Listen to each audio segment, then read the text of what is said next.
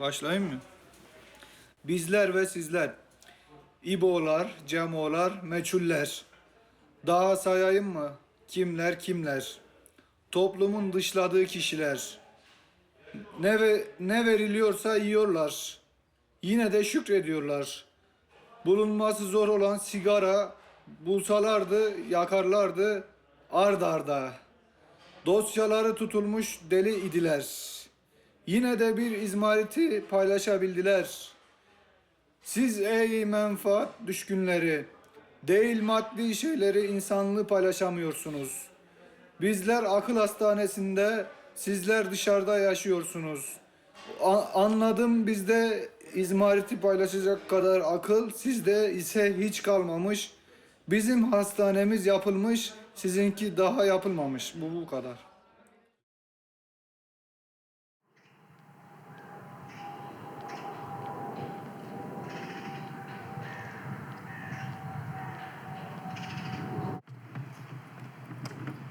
İlk yatışında kimseye haber vermedim. Deli derlerdi ya mahallede komşular. Kardeşlerime haber vermedi. Beni karakollara gitmişler. Bu adam kayboldu. Cinayete mi kurban gitti? Her yerde aramışlar. Halbuki yakın. Ev yakın.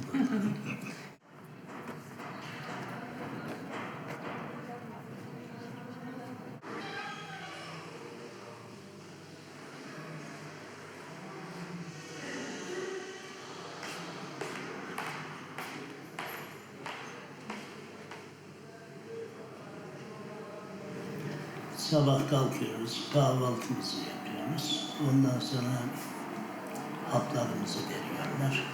Başka hiç yapılacak bir iş yok. Ne okuyacak bir gazete, ne seyredilecek bir televizyon, ne eğlenecek bir oyun. Biz yatalak değiliz. Evet hastayız belki ama yatalak değiliz. Bir şeylerle meşgul olmamız lazım. Hiçbir şey yapmıyoruz.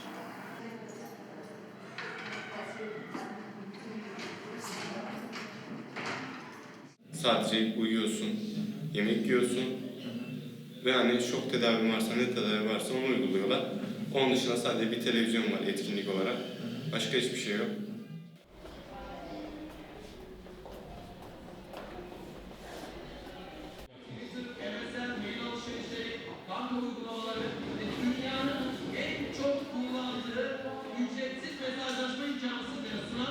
Eğer şok tedavisi veya kan alınacak hastalar varsa onlar bir başka bir odada toplatılıyor. Onlar yapılıyor. Ondan sonra şoklu hastalar şok tedavisinden sonra kahvaltılarını yapıyorlar.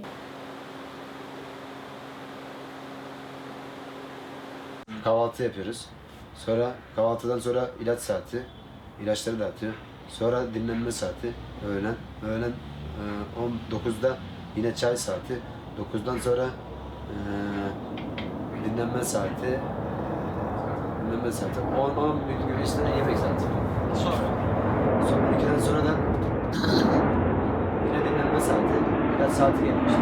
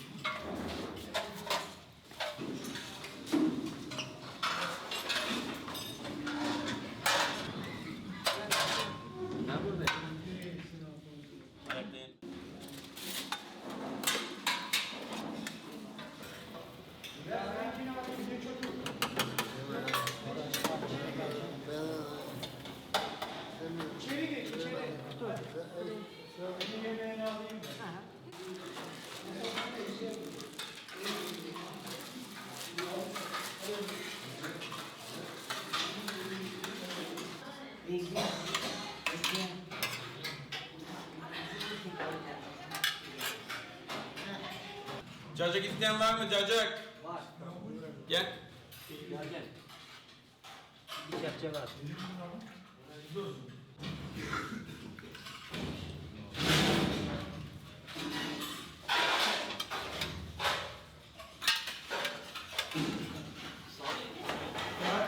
masaya oturalım.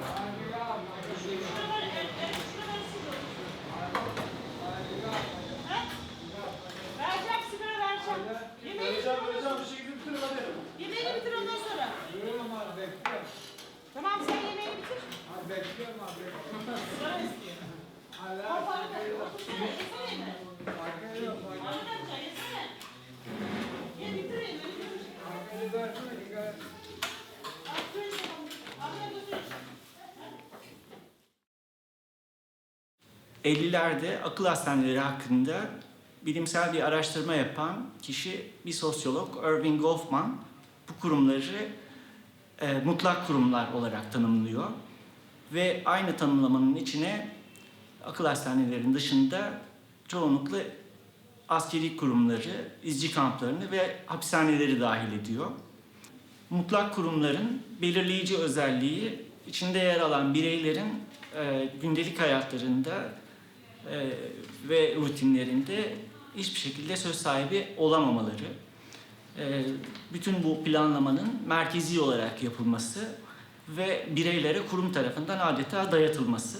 Yani tamamen hastayı atıllaştıran, ilacını alacak, evde oturacak, kimseye zararı dokunmasın da aman orada otursun, ilacını alsın, sakin, sessiz dursun şeklinde. Hani ne topluma karışıyor, ne bir işlevselliği oluyor, ne duygusal bir alışverişi oluyor. Tamamen böyle sakinleştirilmiş bir robot şeklinde dursun.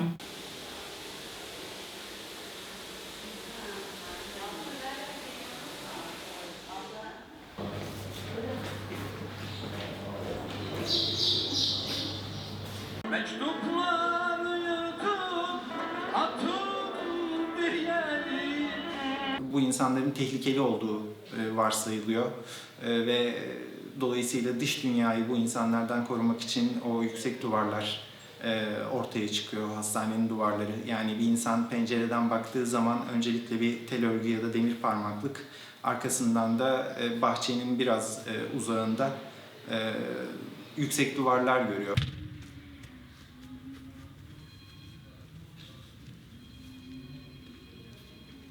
Bence sadece yani mahkum gözüyle bakıyorlar. Pencerelere de dikkat ederseniz sanki cezaevi, bir nevi cezaevi. Ben öyle zannediyorum.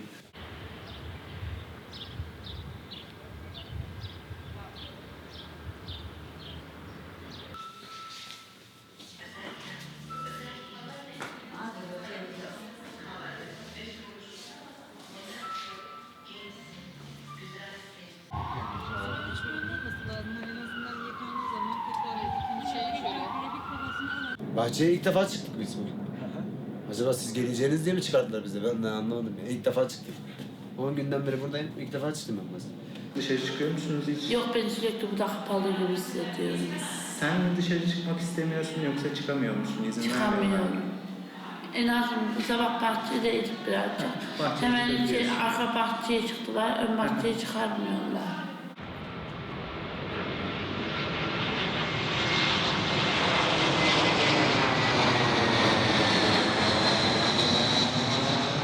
Yani hastanede günde 1 saat dışarı çıkma olayı oluyor.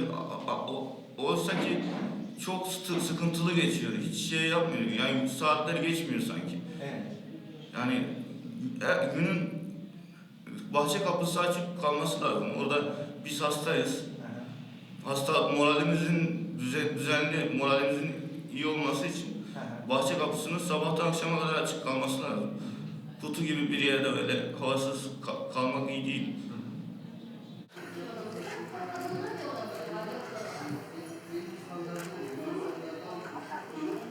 Bahçeye haftada ya 2 kere çıkılıyor ya 3 kere. Onun keyfine kalmış onlar. Artık koridorda mahkumlar gibi git o başa, gel bu başa, git o başa, gel o başa.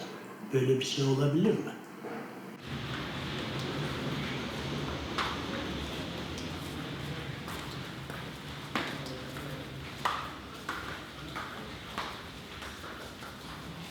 bahçe alanları biraz daha geniş olmalı. Evet. Hastalar günde 1 saat değil de Evet. havanın durumuna göre 3-4 saat bence bahçede kalmaları gerekebilir. Çünkü temiz hava ruhun gıdasıdır. Her şey ilaçla, iğneyle, elektroşokla olacak değildir.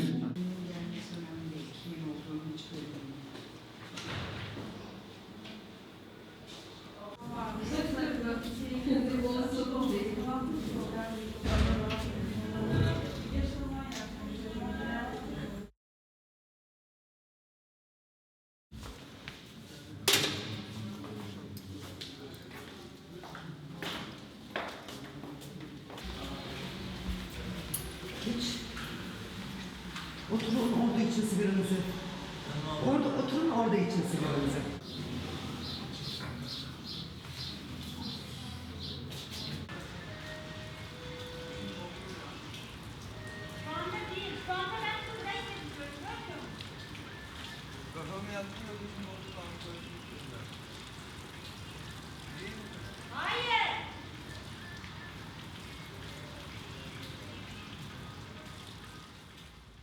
Hastane ziyaretlerimizde gördüğümüz kişilerin kötü muameleye karşı seslerini duyurabilecekleri hiçbir mekanizma yok. Şikayetlerini üst mercilere iletebilecekleri hiçbir mekanizma yok. Örneğin hastalarla ve hemşirelerle konuştuk. Bir hastanın şikayeti olduğunda ne yapıyorlar diye. Büyük bir kısmı sadece hemşirelere söylemekle yetiniyor. Ama bir kısmı şikayetinde çok ısrarlı olan kısım bunu yazabiliyor fakat bu yazdıkları üst makamlara iletilemiyor çünkü böyle bir mekanizma yok. Bizim dilekleri başhekimliğe bir iletip de çözüm getirseler getirmiyorlar. Peki siz bunları bildirdiniz mi? Yani başhekimliğe bu tür sorunlar olduğunu? Kızım çıkamıyoruz ki her yer kilitli. Yani çıkamıyoruz.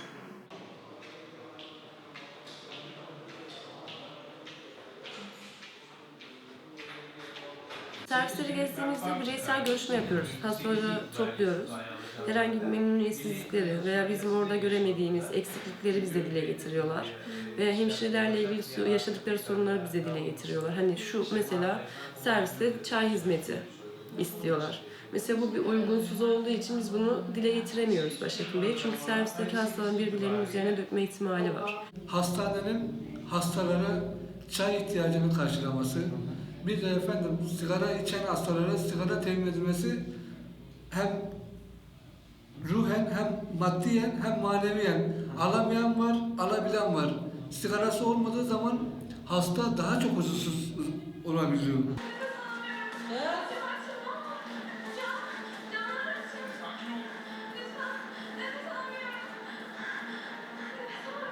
Sigara saatlerimiz ve yemek saatlerimizi yani böyle bir sabırsızlıkla bekliyorduk ki anlatamam yani. Sigara verecekler, rahatlayacağız. Korkunç sabırsızlıkla bekliyorduk onları. Nuri! Buyur abi. Abi de 2 parlament var. Bu çıkıyor bana bıraktı. İsmimi yazar mısın ya? Ha? Bakalım. Parlamentin birini ben alayım ha. Ha 2 tane bırak işte birini sen. Sen al bir tanesini. Tamam o benim. İçeride durmasın ya yol. İçerideki insanlara söyleyin onu. Salih çık. Sen aldın mı? Bunu götür içeriye gel vereyim.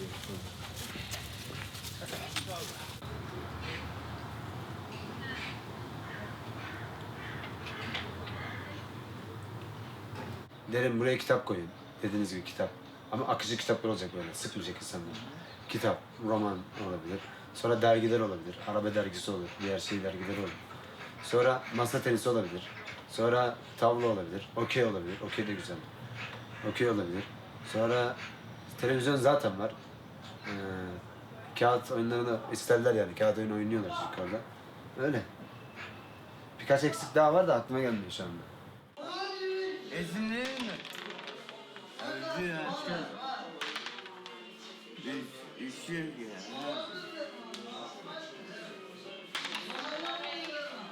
Bir günlük gazete okumaz mı bir insan? Ben üniversite mezunuyum. İletişim yok. Aktualiteyi takip edemiyorum. İlgi alanıma. Televizyonun anten şöyle olsa düzelecek. Ya çok önemli bir şey değil bu. Anteni rüzgardan belki bozuldu. Şöyle yapsalar düzeledik. 23 gündür. Bu nasıl? Çok mu zor bir iş? Çok basit çözülebilecek sorunları bile çözmek istemiyorlar gibi bir düşünceye ulaşıyorsunuz o hastaneden çıktığınızda. Örneğin bir hastanedeki servisin bir tanesinde içme suyunun, musluk suyunun tuvaletten alınıyor olması, üstelik bir lavabodan değil, yani belirli bir yükseklikteki bir lavabodan değil, direkt aşağıdaki insanların taharet için kullandığı musluktan su alınması benim için çok berbat bir şeydi.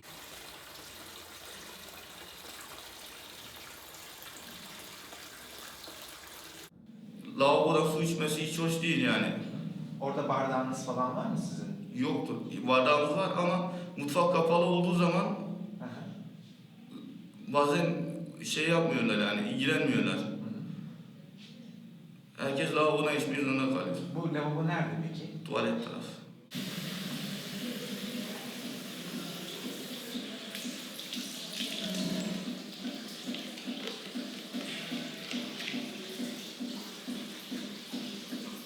Şu şeylerde 1 milyoncularda satılan plastik bardaklar var ya, onlardan var. Ve herkes aynı bardaktan su içiyor. Yani bir tane arkadaşım vardı, mesela hepatit B çıkmıştı kanında. O bile aynı bardaktan içiyor. O artık dedi ben kendi bardağımı alacağım dedi. O ayrı şeyiyle aldı, kendi inisiyatifiyle aldı. Onun dışında herkes aynı bardaktan su içiyor.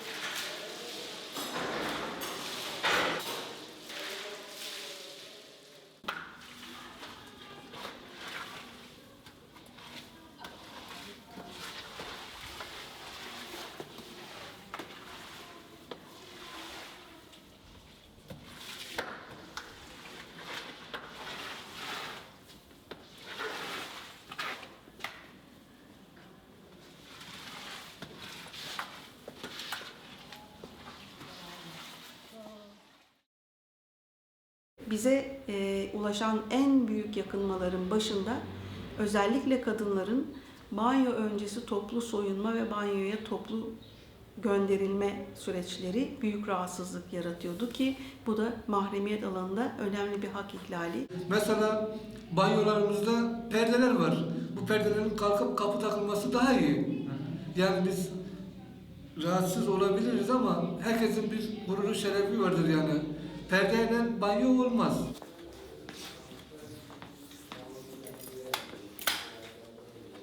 Hiç ummadığımız bir anda hasta bakıcılara geliyor. Bütün kavuçları toplayıp oradaki hastaları banyo kapısının önüne topluyor ve oradaki insanlara hayvan vaziyetine koyuyor neredeyse.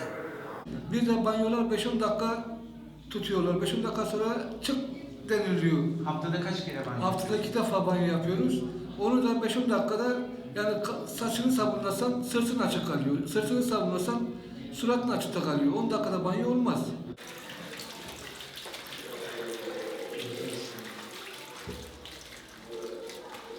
Sabun veriyorlar. Bir sabunla 10 kişi banyo yapıyor.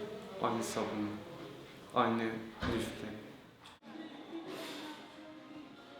Aksın.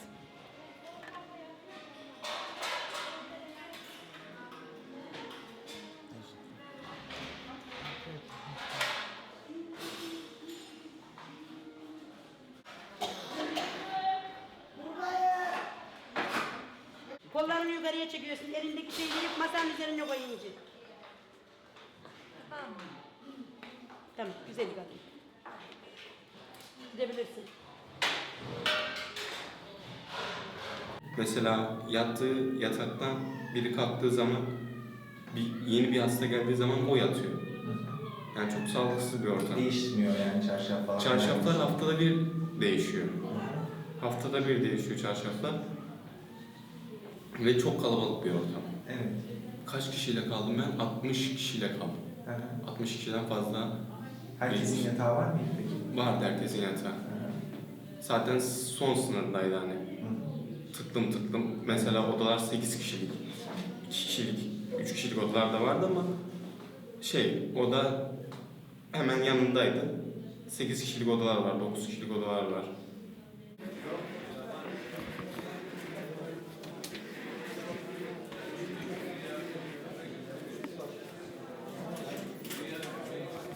Herkes eşofman ya da pijama türü şeyler giymek durumunda.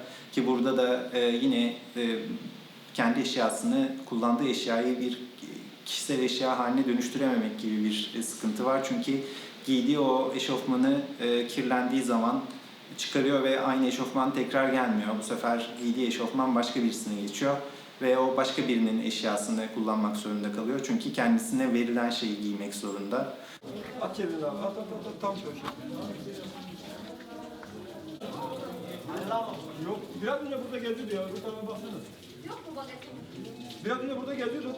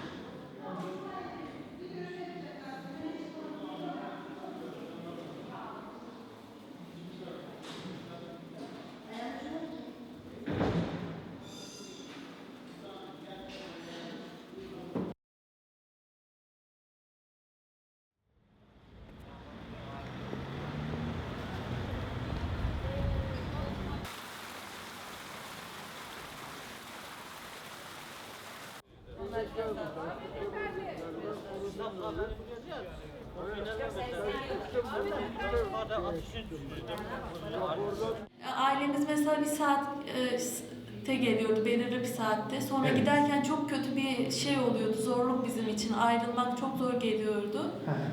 Yani o an ruh durumumuz kötüleşiyordu. O yüzden yani biraz daha ailemizle iç içe olsak daha iyi olacağını düşünüyorum. Tabii ki biz içeriye girip görüp gezme şansımız yok.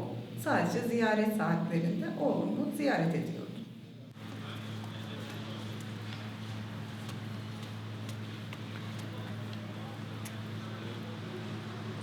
Doktor şu saatte nerede gidip soruyordum. Nerede? Şu poliklinikte. O poliklinikten diğer bölüme geçerken ayaküstü sorup yapabiliyordu. Buradan koştur bir yere giderken doktor bey bir şey soracağım diyor birisi. Böyle işte ben Mehmet'in işte amcasıyım, dayısıyım, sizinle görüşün o an dayıta gidiyorum filan. Yani bir şey mi diyecektin diyorum ayaküstü. Ya işte nasıl durumunu öğrenecektim. Ya iyi tedavisi iyi gidiyor. Şimdi böyle olmamalı tabii. Ben ona vakit ayıra, benim odam olmalı. Doktor böyle görüşme olduğunda şeyde yapıyoruz. Hemşire odasında. Görüşmeler ayrı bir odada olsa daha uygun olur. Yani baş başa. Belki söyleyeceğim orayı çekinip söyleyemiyorum abla. Peki doktorla görüşüyor musunuz? Haftada 2 defa falan geliyor. 2 defa geliyor. Ne zamanlar geliyor? Vallahi belli bir günü yok yani. Mesela geçen sefer pazartesi geldi, bir de cuma günü geldi. Saati belli mi? Yok, saati de belli değil. Yani haftada 2-3 kere görüşün olması lazım kesinlikle. Hastaya 2-3 kere en az 3 kere dinlemek lazım haftada.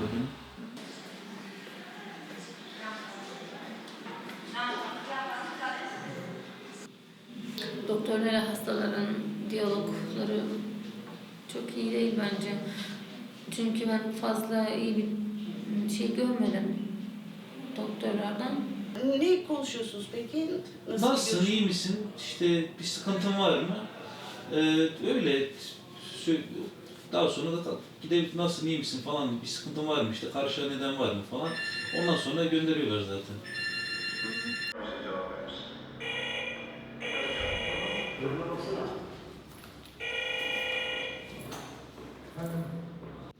Şu hastanın yakınıyım, bugün gelemeyeceğim, oğlum hakkında bilgi almak istiyorum dediğim zaman gayet iyi diyorlardı, kapatıyorlar.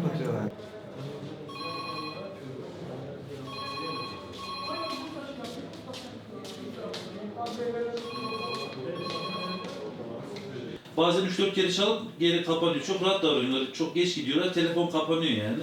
Hatta bir tane burada temizlik görevlisi var. O telefonları 3-4 defa aradım. Arkadaşlara falan da söyledim. Telefonları açık bırakıyor ki telefon çalmasın yani. Kalkıp bakmasın diye galiba. Ben öyle düşünüyorum. Tamam oldu. Tamam oldu. İyi günler olsun. Fadime Hala.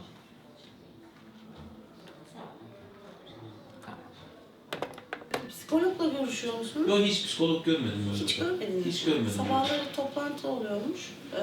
Grup terapisi falan oluyormuş. Vallahi hiç rastlamadım. 25 dakika, yarım saat bütün hastaların söz aldığı, karşılıklı işte gerekse benim de konuyla ilgili görüşlerimi sunduğum, işte birazcık taburculuk dışında, ilaç kullanımı dışında dışarı çıktığımız zaman dışarıki hayatla ilgili konuları konuştuğumuz toplantılar oluyor. Psikologların çalışmaları da zaten psikiyatristlerin belirlediği koşullar altında gerçekleşiyor. Yani onların görüşmelerini uygun bulduğu kişilerle psikologlar görüşüyor. Size işleri düştüğünde ya da işte heyete girmek gibi bürokratik işler ihtiyaç olduğunda başvuruluyor. Onun haricinde hani onlar zaten hakimler, zaten biliyorlar. Tanı onların, tedavi onların. Teşhis meselesi oldukça tartışmalı. Pek çok insan birçok farklı yatış gerçekleştirmiş ve bu farklı yatışlarda farklı teşhisler almış. Örneğin şizofreni teşhisi almış birinin daha sonrasında başka bir yerde bipolar teşhisi almış olabileceğini, başka bir yerde de depresyon teşhisi almış olabileceğini görüyoruz. Tedavide zaten aldığı teşhise göre biçimlendiriliyor. Ersun geldi nasıl şöyle böyle. Hocam beni çağırdın. Böyle dedim tedavi olmaz. Yatakta tedavi yapayım yani. Nasılsın? Bak bir şey yok. Hocam ben size işte şeyinizi ayarlayıp çıkaracağım. Tepekinizi ayarlayıp çıkaracağım. Parçası tepekine gideceğiz. 3 günde öyle bekledim tepekine geleceğim diye. Parçası gün geleceğiydi, dün geleceğiydi, gelmedi. Bugün geleceğiydi, gelmedi. Yarın yine gelmeyecek. Ben yine kalacağım. Hasta olduğum, hasta olmadığım halde hasta olacaksın ben burada.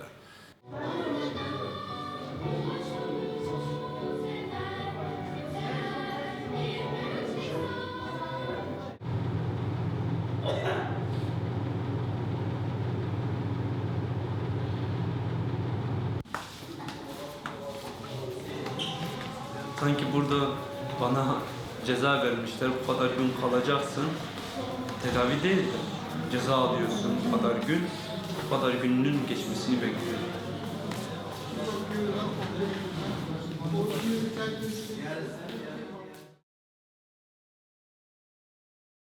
Kurumlarda kalan kişilerin %80'i yaklaşık, bunu başhekimlerle yaptığımız görüşmelerden de biliyoruz.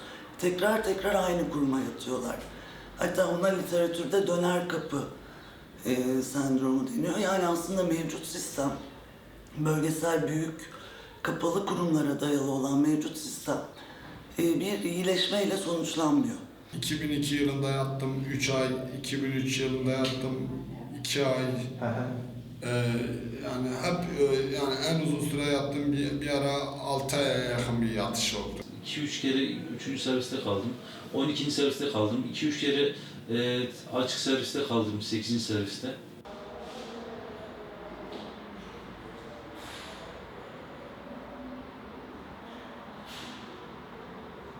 Ve iyileşemiyoruz. Yani her türlü ilacı da deniyorlar, iyileşemiyoruz. Aynıyız. Gidip geliyoruz, aynı durumdayız hala.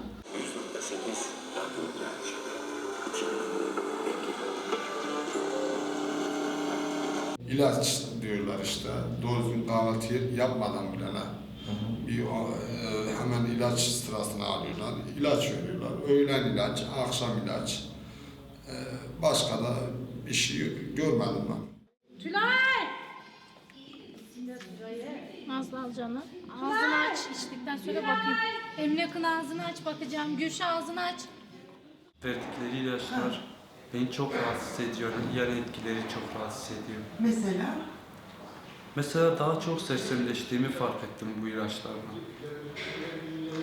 Boğazımı yakıyor. Ağzım, dilim kuruyor. Ne bileyim, uyku haplarımı kesin dedim. Uyuyacağım, devamlı uyku olup duruyor bende. Noradol bir yapar, kasıyor beni. Söylüyorum doktora, hemşire hanım dışlıyor beni. Yiyeceksin diyor, uyuyacaksın diyor. Zor yani, çok zor bir durumdayız burada. Mesela senin hastalığının tedavisi için 3 tane farklı ilaç var. Bunun yan etkisi budur, bunun yan etkisi şudur. Hangisini vermemi istersin diye, hangisini yazalım diye fikrini sordum.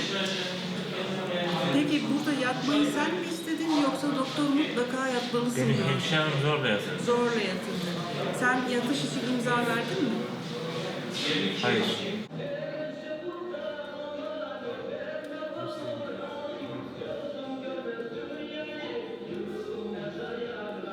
Ufak bir depresyonla gelmiştir, şeydir. Bunu dile getiriyorsa mutlaka doktoruyla görüştürüyoruz.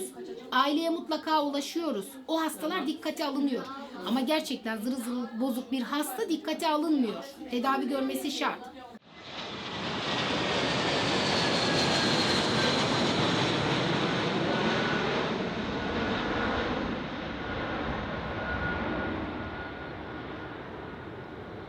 Özellikle hizmet vericiler tarafından her istemsiz yatışın aynı zamanda her türlü tedaviye onay olarak algılandığını ve yatırılan hastanın düşüncesine, onayına hiç ihtiyaç duyulmadan tüm tedavi yöntemlerinin uygulandığını görüyoruz. Hemşire hanıma dedim ilacımı içmeyeceğim dedim.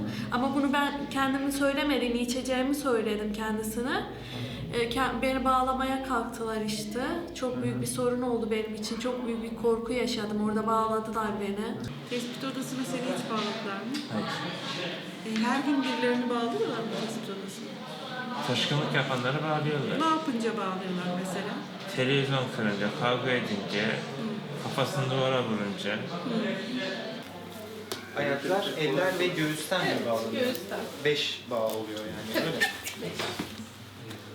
Süre olarak ne kadar tutuyorsunuz? Valla maksimum 2 saate geçmeden, 2 saate geçtiğince doktoruna haber veriyoruz. Tansiyon takip, anti takiplerimiz var ve genellikle 15 dakikada bir de gözlem yapılıyor. Hastayla görüşüyorsun, hasta sakinleştirmeye çalışıyorsun. Buna rağmen hala taşkınlığı başkasına ya da kendine zarar verme riski devam ediyorsa o zaman tespiti alıyoruz. Yani bu ara biraz fazla ama ortalama olarak haftada gene 5 tane, 6 tane tespitimiz oluyor.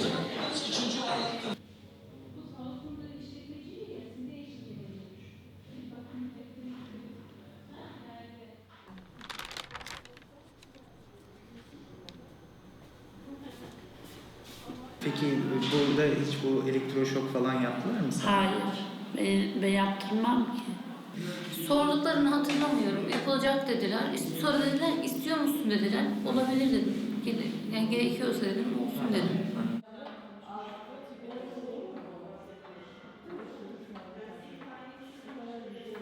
Kaç kere yaptılar bu şoku hatırlıyor musun sayısını? 13. 13 kere yaptılar. Ha, bir seans mı dedim ben bunu bilmiyorum da. 13 defa şok yedim.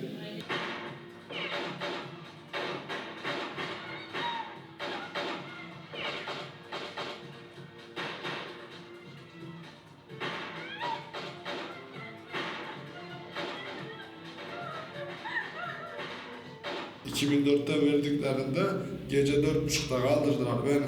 Benle beraber 8-9 kişiyi tek kişilik bir odaya kilitlediler. Daha saat 10'a kadar beklediler. O zamanlar daha şey yoktu, bu bayıltarak yapma yöntemi yoktu. Canlı şekilde dediler, işte anahtar açtılar, doktorlar geldiler servisin içinde. İçeriye kattılar, ben yani o korku hala şu an silinmiyor artık. Nasıl verdiler, hemen şurama yapışıp kattılar. Pansuman bezi kattılar. Pansuman bezi kattıktan sonra baktım böyle şey var, buralara katılacak. Onu getirdiler, ben korktum dedim acaba beynimi mi değiştirecekler. Onu ver de bir kalkmışım, bana ne oldu, ben babamı bile tanıyamadım o zaman. Yattığı koğuşa şey geliyordu. Şu haletleri geliyordu. Biz yardım ediyorduk. Ellerini tutuyorduk, ayağlarını tutuyorduk. O şokçular yapıyordu yani. Ben gidelim sen boşuna biraz izin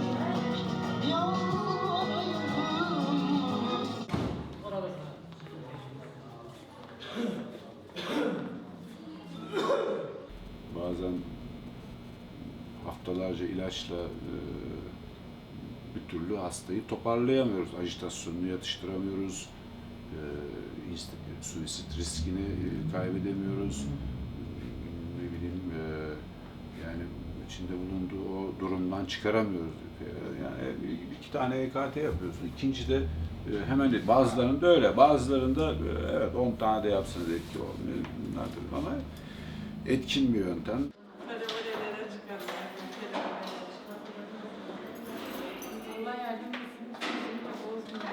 Hastayla görüşüyoruz. Hastaya bunun gerekli olduğunu söylüyoruz. Eğer bunu anlayabilecek kapasitede bir hastaysa. Hasta kabul ederse zaten sorun yok. Etmezse. İmzasını alıyoruz, şey yapıyoruz. Etmezse 2 Ekim kararıyla yapıyoruz.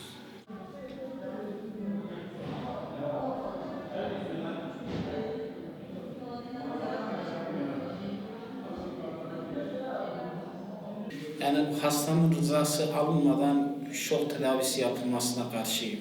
Yani şok tedavisinin bir şeyi unutturuyor. Yani hafızayı siliyor. 2 beyin hücrelerini öldürüyor.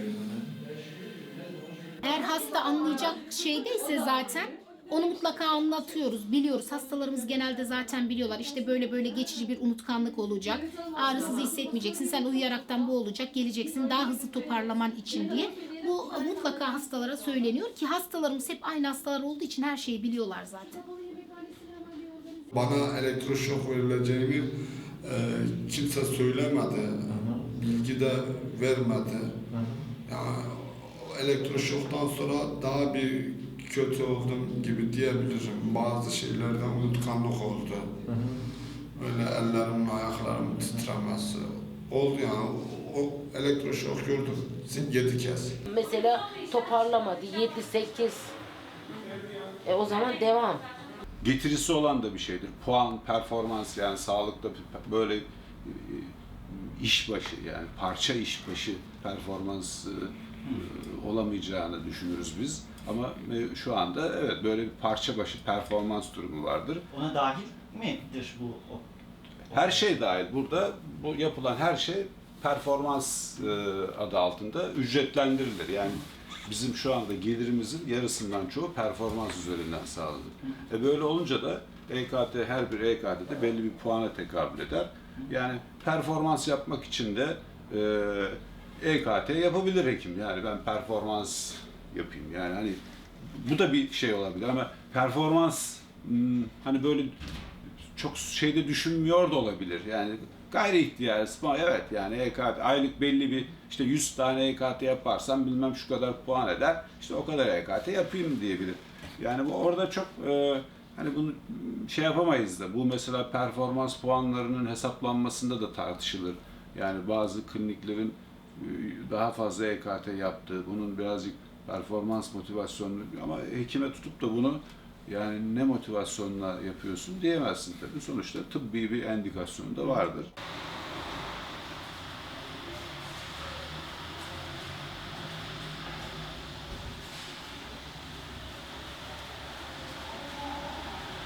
Peki sizce bir işe yarıyor mu? Nasıl bir etkisi oluyor? İşe yarıyor.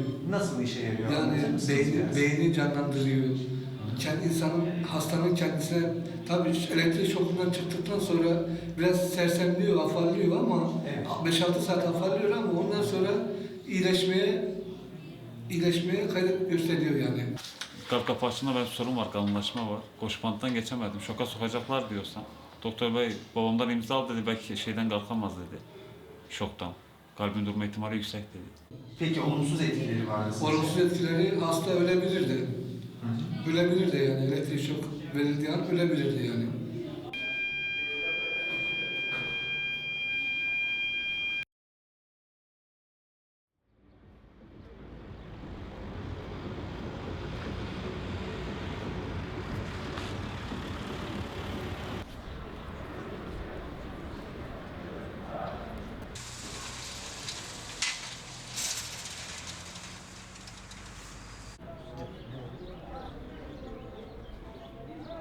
Ruh sağlığı hastanelerinin çoğunda adli servisler de var. Adli servis dediğimiz işte hem suçla ilişkili hem de ruhsal sorunu olan insanların bulundukları servisler.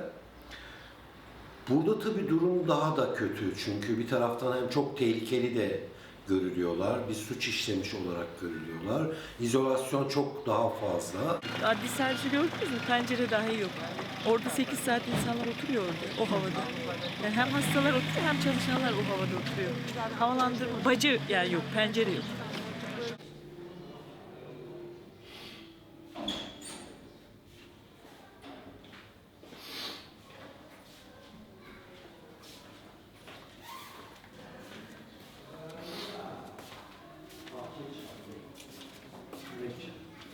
Cezaevi koşullarını çok bilmiyorum ama anlattıkları kadarıyla çatalı, bıçağı, kaşığı, tıraş takımları falan her şey var.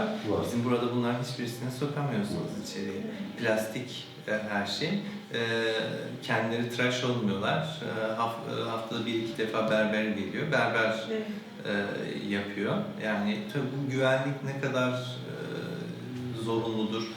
Görüş yasağı var. Yani görüş yasağı derken şöyle görüş. Açık görüş yok burada. Burada açık görüş yok. Yani görmüşsünüzdür o girişte camdan şey var. Evet, camdan görüşme var. Savcılıktan izin alıp geliyorlar. Oradan görüş yapıyorlar.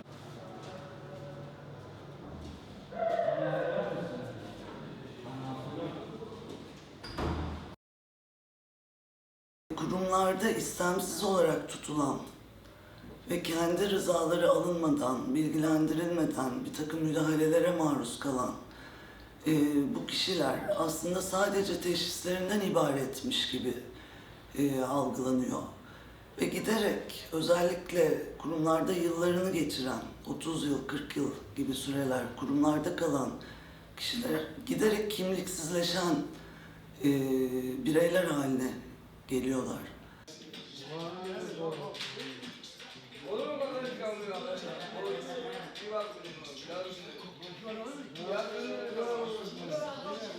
İki üç defa geldikten sonra bir daha hayata şey yapamama, yani adapte olamama, uyum sağlayamama gibi sorunlar yaşanıyor.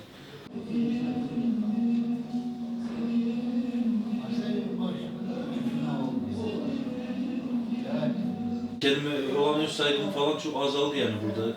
Yani buradan çıkınca zaten bir 2 ay falan kelime gelemiyorum zaten.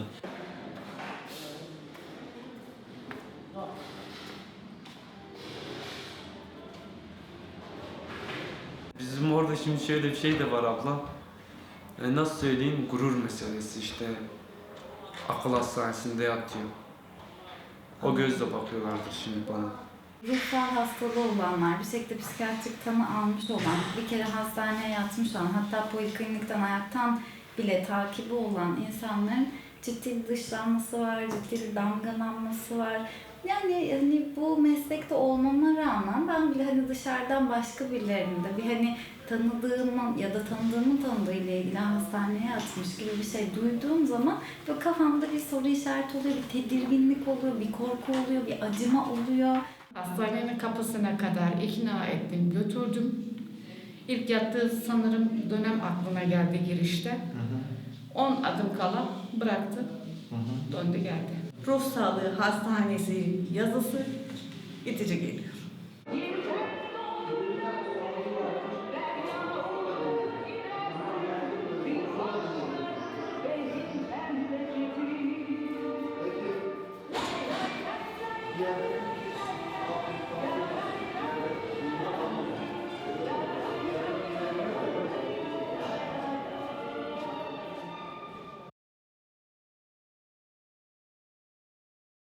Şimdi nerelerdesin?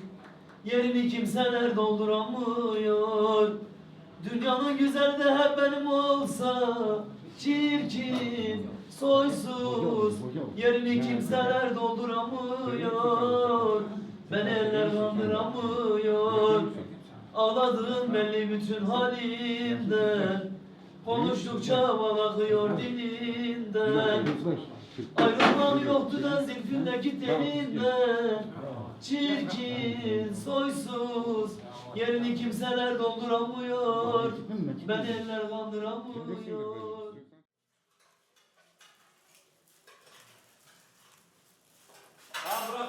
Bırak yesinler.